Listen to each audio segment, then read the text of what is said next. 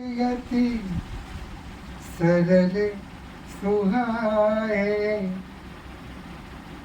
सारद शेष शंभु श्रुति गाए।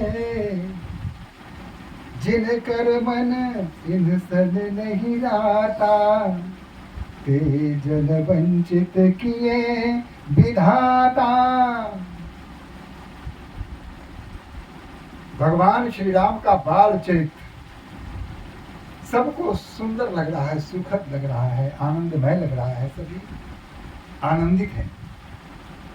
लेकिन जिनका मन भगवान श्री राम के चरणों में रम नहीं रहा है, ऐसे लोग इस आनंद से पूरी तरह वंचित हैं। अब प्रश्न है कि अयोध्या में कौन ऐसा था जिसका मन भगवान श्री राम के चरणों में अर्पित नहीं? तो वह एक ही शक्ति थी, एक ही व्यक्ति थी, जिसका नाम था मंथरा। भगवान राम अपने 4 भाइयों से प्रकट हुए, जन्म लिए। सबसे अधिक स्नेह भगवान राम को ही मिल रहा था, बाकी भाई उनके अनुचर उनका अनुकरण ही कर रहे थे। इस बात से मंथरा प्रसन्न नहीं थी। वह चाहती थी जैसे राम सर्वश्रेष्ठ हैं, सबसे ज्यादा उन्हें स्नेह दिया जा रहा है, प्रेम दिया जा रहा है, उससे अधिक भरत पर ध्यान दिया जाए। मंथरा महारानी कैकेयी के साथ मायके से आई थी, दासी थी वो। उसके मन में यह बात पूरी तरह घर कर गई थी कि जैसे भी हो अयोध्या का राजा भरत ही हो। यह उसी समय से उसके मन में यह भावना थी। अभी राम छोटे हैं, भरत छोटे हैं, तब भी उसके मन में यह बात आ रही है कि भला राम पर इतना ध्यान क्यों दिया जा रहा है, भगवान राम के पीछे ही लोग इतने क्यों जय जयकार कर रहे हैं, भरत के पीछे क्यों नहीं। वैसे सभी भाइयों को समान रूप से आदर मिलता था, सम्मान मिलता था, प्यार मिलता था, स्नेह मिलता था। प्रजा चारों का जय जयकार करती थी, लेकिन विशेष रूप से राम पर सबों का विशेष आग्रह था। इसलिए एकमात्र कैकेयी की दासी मंथरा थी जो आनंदित नहीं थी। उसके मन में क्लेश था, वह आनंदित नहीं थी।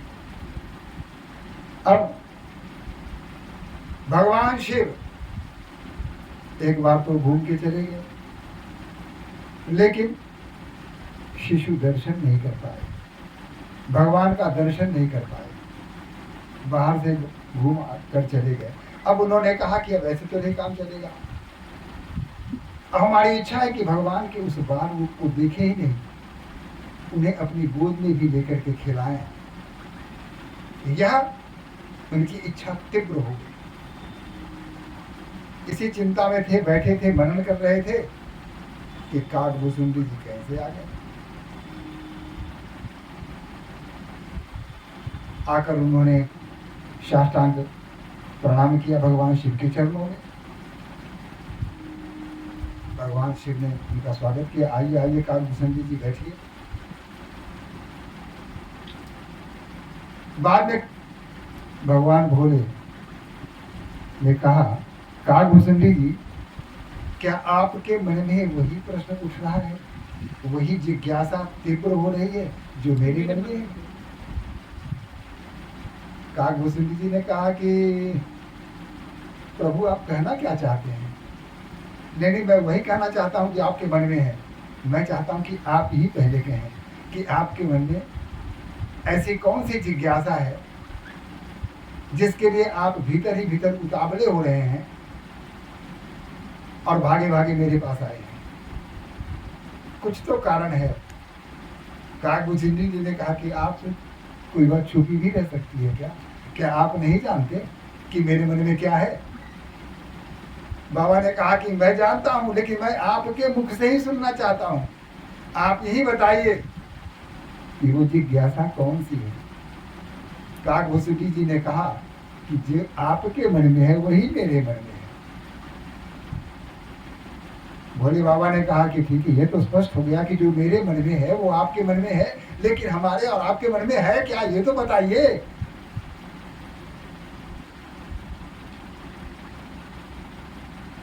बाबा ने कहा कि तुम मुझसे ही बुलवाना चाहते हो, बड़े चालाक हो, कर चलो, बोलने की क्या आवश्यकता है, चलो चलते हैं। काकभूषण जी और भगवान शिव अयोध्या के लिए प्रस्थान कर जाते हैं। अब रास्ते में विचार करते हैं कि कैसे दर्शन किया जाए। भगवान राम अपने चारों भाइयों के साथ बाहर तो मिलेंगे नहीं, वो राजमहल के अंदर होंगे, विशेष पहरेदारों की व्यवस्था होगी, सुरक्षा व्यवस्था में कोई कमी नहीं होगी। ऐसी स्थिति में क्या हमें भीतर जाने की अनुमति प्राप्त हो सकती है? काकभूषण जी ने कहा कि क्या बात है, ऐसा करते हैं, हम लोग मदारी का खेल खेलते हैं, मदारी बन के चलते हैं। कहा कि वो कैसे? कहा कि आप तो पहले से ही मदारी हैं, आपके गले में सांप है, आपके हाथ में डुगडुगी है, जो मदारियों की बात पहले से ही होता है, तो आपको कुछ विशेष व्यवस्था करने की तो आवश्यकता ही नहीं है, आप तो पहले से ही मदारी हैं। और बंदर में बन जाता हूं, मैं नाचूंगा, आप मुझे नचाएंगे, और इस तरह किसी प्रकार सांप वगैरह का खेल दिखाएंगे, और हो सकता है कि राजमहल से अनुमति मिल जाए, हम अंदर प्रवेश कर जाएं और भगवान श्री राम का दर्शन कर सकें। यह सहयोग मिल सकता है। कि हाँ ठीक कहा तुमने, यही करेंगे। फिर क्या था, भोले बाबा मदारी का रूप धारण कर लिए, भिक्षाला वगैरह सब त्याग दिए, सामान्य वस्त्र पहन लिए, गले में सांप तो था ही, हाथ में डमरू ले लिए, और काकभूषण जी बंदर बन गए, एक डोरी हाथ में लिए और डुगडुगी बजाते हुए अयोध्या के सड़कों पर चारों तरफ घूमने लगे, खेल दिखाने लगे। द्वारपाल के पास गए, कहा कि हमें आज्ञा दो कि भीतर जाकर के हम अपना खेल दिखा सकें। ताकि ठहरो, हम पूछ के आते हैं। द्वारपाल अंदर गया, माता को कहा कि माँ, कौशल्या माता अपने राम के साथ खेल रही थी, उनके चंद्रमुख को निहार रही थी, अंदर ही अंदर आनंदित हो रही थी। द्वारपाल गया, माँ, हे महारानी, बाहर एक मदारी आया है, वो अपना खेल दिखाना चाहता है। माँ ने कहा कि मदारी कैसा खेल दिखाना चाहता है? तो आप खिड़की से देख लीजिए, बाहर खड़ा है वो।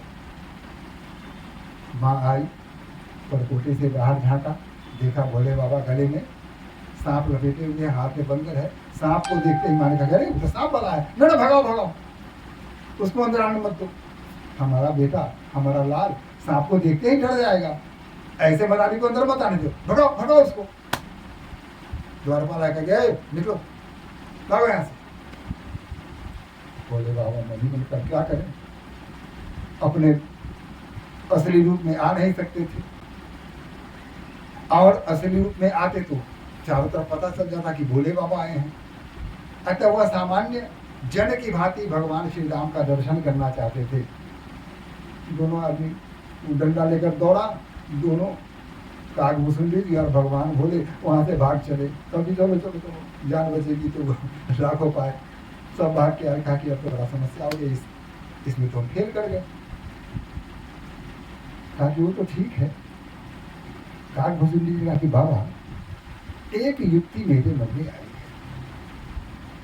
बाबा ने कहा कि वो भी बोल दे, लेकिन ऐसा ना कि ऐसा बोलना फिर डंडा लेकर के माँ और द्वारपाल हमारे पीछे पड़ जाए, पिटाई की नौबत नहीं आनी चाहिए, इसका ध्यान में रखना। कहा कि हाँ, मैं पूरी तरह ध्यान में रख रहा हूँ। ऐसा करें कि आप ज्योतिषी बन जाएंगे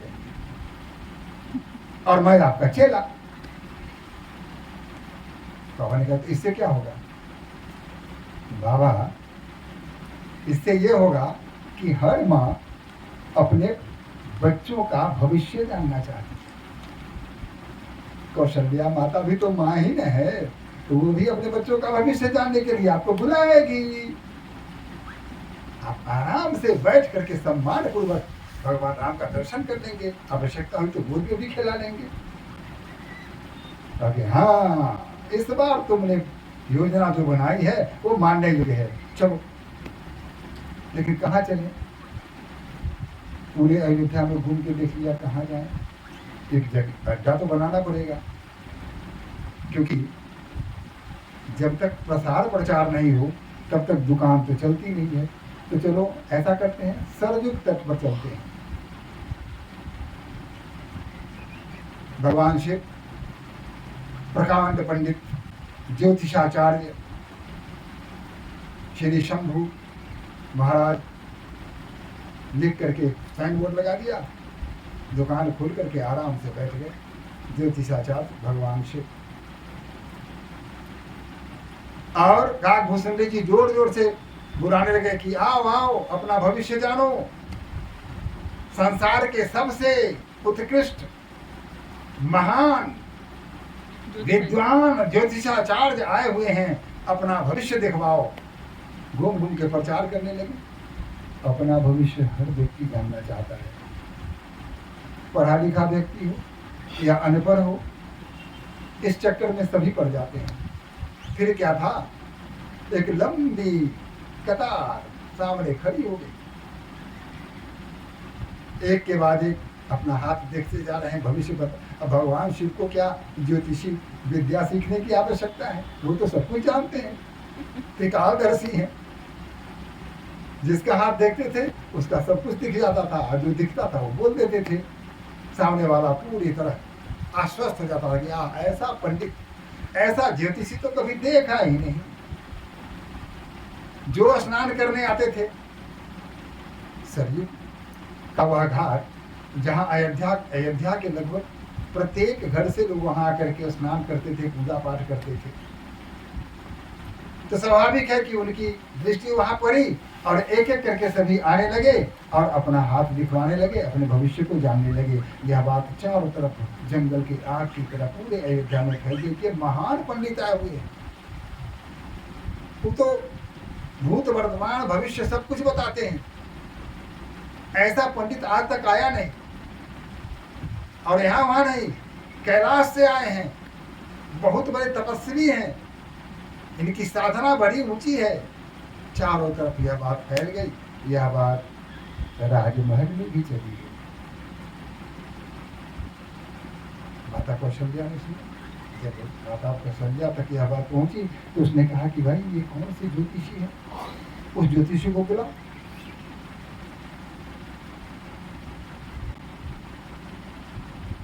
द्वारपाल ने कहा कि महारानी, वो ज्योतिषी किसी के पास नहीं जाता है, सभी उसी के पास आते हैं, क्योंकि मैंने देखा है कि अपने स्थान से वो किसी के घर नहीं गया है आज तक, चाहे धनी हो या गरीब हो, तो किसी के पास नहीं जाता है। लोगों को आवश्यकता होती है तो वही जाकर के हाथ दिखाते हैं। मैं नहीं समझता हूँ कि वो आएगा, बड़ा हठी है, बहुत बड़ा विद्वान है, कैलाश पर बड़ी तपस्या की है उसने, ताकि तब तो उसको बुलाओ ही, जैसे भी हो मेरी प्रार्थना उन तक पहुँचा दो कि हमारे राजमहल में वो आए और हमारे बच्चों का भविष्य देखें, हाथ देखें। द्वारपाल के जैसे ही आ गया, द्वारपाल गया, वहाँ जाकर के साष्टांग प्रणाम किया। वही द्वारपाल गर्दन में हाथ लगा के उनको बाहर खींच भगा दिया था कि भाग यहाँ से। वही द्वारपाल आया है और हाथ जोड़ के साष्टांग प्रणाम करता है, कहता है कि हे ज्योतिषाचार्य, माता कौशल्या ने आपको राजमहल में आने का आमंत्रण दिया है, क्या आप कृपा करके वहाँ आएंगे? अंधे को चाहिए दो आँख। पहले से ही बाबा चाहते थे कि यही मौका तो चाहते थे, अब सर अपने आप आ गया क्या कि चलो, क्या कि वैसे तो मेरे पास समय नहीं है, मैं तो तपस्वी आदमी हूँ, राजमहल से क्या काम, मुझे संसार के दुख सुख से कोई मतलब नहीं है, मैं इस सबसे विरागी हूँ। लेकिन तुम्हारी माता ने विशेष आग्रह किया है, मैं अवश्य जाऊंगा। यहाँ भी भाव उन्होंने अपना बढ़ा लिया कि मैं कहीं जाता नहीं हूँ, लेकिन चलो उन्होंने विशेष आग्रह किया है तो मैं आ जाता हूँ, ठीक है चलो। काकभूषण जी का जी काम बन गया बाबा, आंखों आंखों में बातें हो गई। फिर क्या था, वहां से उनके बैठने के लिए बड़ा सा रथ आया, रथ पर सवार हुए, मुख्य जो बैठने का रथ में स्थान था वहाँ बाबा बैठ गए और सारथी के साथ काकभूषुंडी जी बैठ गए, क्योंकि चेला थे ना, वो गुरु के साथ कैसे बैठते, चरण के पास वो बैठ गए और रथ राजमहल की तरफ चल पड़ा। जहाँ जहाँ गए लोगों ने साष्टांग प्रणाम किया। एक बार वह समय था जो कोई इनकी तरफ देखता भी नहीं था, उपेक्षा की दृष्टि से देखता था। सांप को देखते ही भय के मारे इनसे लोग दूर भागते थे। आज ज्योतिषी बन के आए हैं तो जिधर जाते हैं उधर ही सर झुक रहा है, हाथ जोड़ कर लोग प्रणाम कर रहे हैं, दंडवत कर रहे हैं। और ऊपर से महारानी कौशल्या का मेहमान बन के आई हैं। ऐसी स्थिति में तो विशेष सेवा शुश्रूषा इनकी हो रही है, विशेष आदर सत्कार इनका किया जा रहा है। बाबा उतरे और गंभीर भाव से चलते हुए राजभर में प्रवेश किया। और चारों तरफ देखिए है कहाँ, इनकी दृष्टि तो भगवान नाम को खोज रही है। आखिर है कहाँ, दिख क्यों नहीं रहे हैं? भगवान नाम तो वहां थे नहीं। माता कौशल्या की जब दृष्टि पड़ी आई और माता कौशल्या ने इनकी पूजा अर्चना की, इनके चरण धोए और उच्चासन पर बैठाया और हाथ जोड़ के कहा कि आप तो महान तपस्वी हैं, आप तो सब कुछ जानते हैं, त्रिकालदर्शी हैं। मैं चाहता हूं कि मेरे राम और मेरे जो चारों पुत्र हैं इनका हाथ देख करके इनके भविष्य में ये क्या करेंगे, ग्रह नक्षत्र आदि कैसा क्या होगा, आप इसकी गणना करके मुझे बता दो तो बड़ी कृपा होगी ऋषिवर। बोलने कहा कि हाँ हाँ मैं इसीलिए तो आया हूँ, लाइए बुलवाइए, बच्चों को लाइए मेरे पास। कहाँ है? वो तो अधीर हो रहे थे कि कब उनका दर्शन हो, आंखें तरस रही थी। फिर माता कौशल्या अपनी गोद में राम को लिए हुए हैं,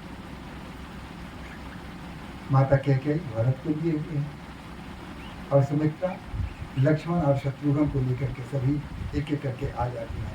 सबको देखते हुए और इनकी दृष्टि तो राम पर पड़ जाती है और देखते हैं और देखते रह जाते हैं, सब कुछ भूल जाते हैं। अब देख रहे हैं, अब सभी असहज हो रहे हैं कि कैसा बाबा है, ये एकटक देखता जा रहा है, कुछ बोल न रहा है, न कुछ कर रहा है। अरे कुछ कहिए तो, आप ज्योतिषाचार्य हैं, आप इसका भविष्य देखने आए हैं और आप एकटक सिर्फ देख रहे हैं। माँ ने पूछा कि बाबा मैंने कहा था इसका ग्रह नक्षत्र देखते क्या है, तब उनका जाने हाँ हाँ मैं वही देख रहा हूँ, मैं वही इस बालक में पढ़ रहा हूँ, पढ़ने का प्रयास कर रहा हूँ, उसको मेरे पास लाइए। भगवान राम को लेकर आए। भगवान राम ने देखा भगवान शिव को, दोनों ने एक दूसरे को प्रणाम किया, दोनों की आंखें मिली और भगवान राम मुस्कुराने लगे कि वाह, चालाकी यहाँ भी आपकी नहीं है, आखिर आ ही गए ना। भगवान शिव ने कहा आता कैसे नहीं, यही छवि तो मेरे मानसिक हृदय में बसा हुआ है, तो अब तक तो मेरे मन में था, मैं आंखों से देखकर अपने गोद में लेकर आपको हृदय से जो लगाने की उत्कट अभिलाषा है, यह कैसे पूरी होती, तब मुझे छल करना पड़ा। ये दोनों की बातें हो रही हैं, बाकी किसी को पता नहीं चल रहा है। भगवान शिव और भगवान राम में दोनों में बातें हो रही हैं, पता किसी को नहीं चल रहा है। भगवान राम को लेते हैं, पहले ही उनका पैर छूते हैं, भगवान राम फट से पैर अपना ऊपर उठा लेते हैं, फिर उन्हें लेकर के अपनी गोद में रखते हैं, उनके चेहरे को देखते हैं, हाथ को देखते हैं, उनके पैर को देखते हैं, उनके सुंदर शरीर का अवलोकन करते हैं, निर्निमेष ढंग से एक एक अंग को देखते हैं और तृप्त होते हैं, आनंद में भर जाते हैं। अब फिर वही हाल हो गया, बाबा देखने में ही लग गए, उनका पूरा ध्यान उसी में लग गया, समाधि की सी स्थिति आ गई। माता कौशल्या कहती है बाबा कुछ बोलिएगा भी, क्या देखा आपने? कहीं कुछ डरने की बात तो नहीं है, कुछ उल्टा सीधा तो नहीं है इसके ग्रह नक्षत्र में, इसके भाग्य में, हाथ में। बाबा ने कहा कि वो ज़्यादा देर तक चुप रहा ना, माँ को लगता है कि शायद कुछ गड़बड़ है। बाबा ने कहा कि नहीं नहीं, ऐसा कुछ नहीं है। अरे यह बालक तो बड़ा होनहार है, यह बालक तीनों लोक का स्वामी है। यह तो संसार में पाप को दूर करने के लिए, पापियों को नष्ट करने के लिए और धर्म की स्थापना करने के लिए आया है। इस बालक पर कोई दोष क्या होगा, कोई दुर्गुण क्या होगा? इसके पास कोई भटकेगा ही नहीं। इसके तो सारे ग्रह नक्षत्र जो भी हैं वो सब शुभ संकेत दे रहे हैं। आप निश्चिंत हो जाइए माता, आपको चिंता करने की आवश्यकता नहीं है। आप धन्य हैं, आपका परिवार धन्य है, आपका कुल धन्य है कि आपके कुल में यह अवतार दिए हैं। माता तीर्थ हो गई। एक एक करके उन्होंने 4 बालकों को देखा और भरपूर आनंद लिया। उसके बाद अब भगवान जाने का तो मन कर नहीं रहा था। कागभूषुंडी ने इशारा किया कि चलिए अब पोल खुल जाएगा, ज्यादा ठहर दिएगा तो। पोल नहीं खुलना चाहिए। बाबा ने कहा कि हाँ बात ठीक कह रहे हो, निकल जाने में ही भलाई है। अब भगवान राम भी मुस्कुरा रहे हैं। इनकी जो दुविधा है, इस दुविधा को भगवान पूरी तरह समझ रहे हैं और मुस्कुरा रहे हैं। शिव कह रहे हैं हाँ मुस्कुरा लीजिए, मुस्कुरा लीजिए। ये आपके मुस्कान में बड़ी बड़ी समस्याएं हैं। जब कभी आप मुस्कुराते हैं तो सामने समस्या आ खड़ी होती है।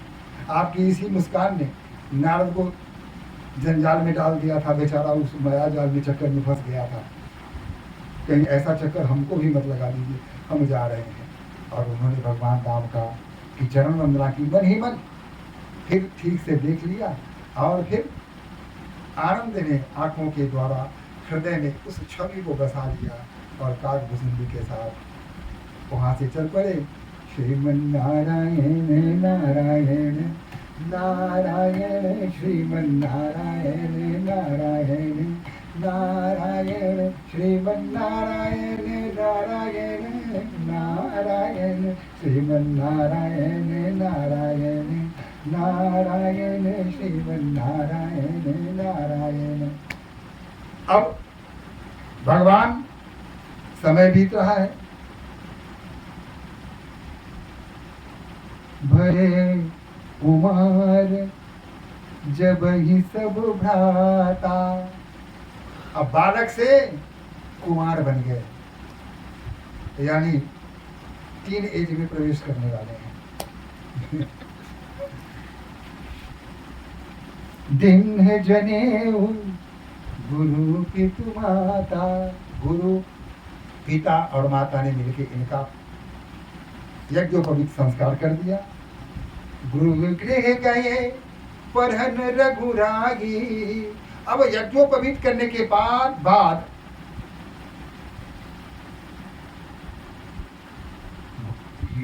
जिसका यज्ञोपवीत होता है उसको अपने घर में रहने की अनुमति नहीं देता है। वो गुरु के पास ही चला जाता है और वही विद्या अध्ययन प्रारंभ हो जाता है गुरुकुल में। उसके बाद घर में रहने की अनुमति नहीं। तो चले गए भगवान गुरु वशिष्ठ के साथ, चारों भाई चले गए। यज्ञोपवीत संस्कार हुआ। यह परंपरा ही हमारे यहाँ चलती थी। यज्ञोपवीत करने के पश्चात बच्चों को गुरुकुल में डाल दिया जाता था। वहाँ वेद शास्त्र का ज्ञान प्राप्त करते थे। सुंदर आचरण कैसे किया जाए, लोगों के साथ कैसा व्यवहार किया जाए, गुरु के साथ कैसे रहें, परिवार में कैसे सुंदर ढंग से यापन कर सकें। अस्त्र शस्त्र चलाना भी सिखाया जाता था। हाँ, अस्त्र शस्त्र चलाना, हर विद्या, हर प्रकार की विद्या, चाहे वो वाणिज्य का विद्या हो, राजकाज का विद्या हो, अस्त्र शस्त्र चालन का ज्ञान हो, ये सारे ज्ञान उन्हें दिए जाते थे। यह हमारी परंपरा थी, गुरुकुल की परंपरा थी। लेकिन जब विदेशियों का आक्रमण हुआ, गुरुकुल पर पहला उनका आक्रमण था। भारतवर्ष में जहाँ जहाँ गुरुकुल था उन सारे गुरुकुलों को समाप्त कर दिया गया और फिर मैकाले की शिक्षा पद्धति लागू कर दी गई, जिसमें धर्म शास्त्र का नामो निशान मिट गया। लोग धर्म से, शास्त्र से विमुख हो गए। मुगलों के द्वारा भी तबाह किया गया। हाँ, मुस्लिम मुगलों ने ही, प्रारंभ तो मुगलों ने ही किया। मुसलमान शासक जितने भी आए उन्होंने इसका बिल्कुल। फिर उन्होंने, एक तो दोनों में दो बात हो गई कि जब मुसलमान आए तो उनसे तो भय था, क्योंकि वो डायरेक्ट मार काट करते थे, धर्म परिवर्तन किया करते थे, इसलिए भय के कारण लोग छोड़ दिए। धार्मिक कार्यों में अभिरुचि लेना उनका धीरे धीरे समाप्त हो गया। मैकाले की शिक्षा पद्धति के अनुसार धर्मशास्त्री की पढ़ाई, शास्त्रों की पढ़ाई तो बिल्कुल बंद हो गई थी जी। तो इस तरह से देखा जाए तो हमारी शिक्षा पद्धति को ही चौपट कर दिया गया। हमारी संस्कृति, सभ्यता जो हमारी शिक्षा पर आधारित थी, उस शिक्षा के पैटर्न को ही चेंज कर दिया गया और नामो निशान नहीं रहा। लोग विमुख हो गए अपने धर्म से, अपने आचरण से, अपने संस्कार से, अपनी संस्कृति से, अपनी सभ्यता से। तो भगवान राम और चारों भाई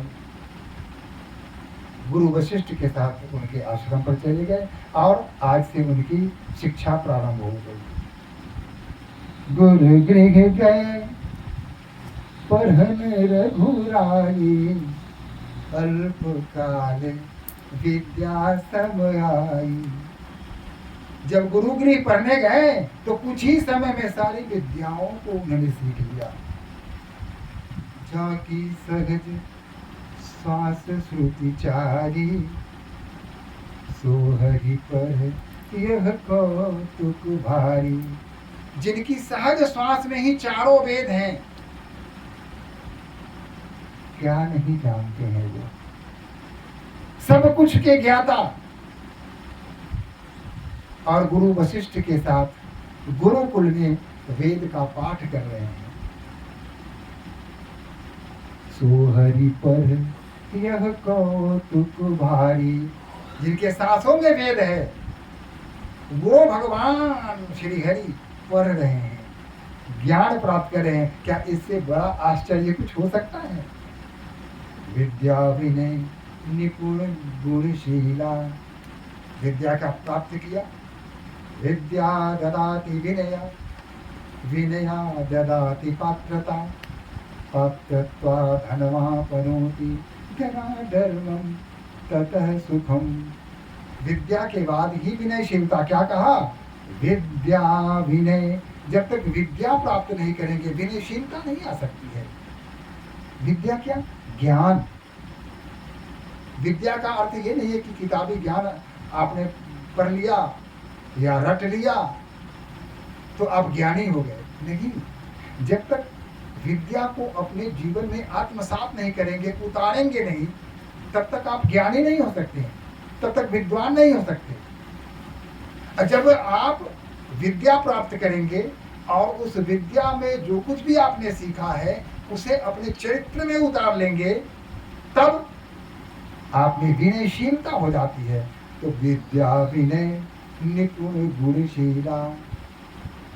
विद्या उन्होंने प्राप्त की, विनयशीलता प्राप्त की। कैसे विनयशीलता? तो विनयशीलता प्राप्त करने की तो आवश्यकता ही नहीं थी, वो सब कुछ तो पहले था। विद्या पहले से ही उसमें विद्वान था, विनयशीलता पहले से ही थी।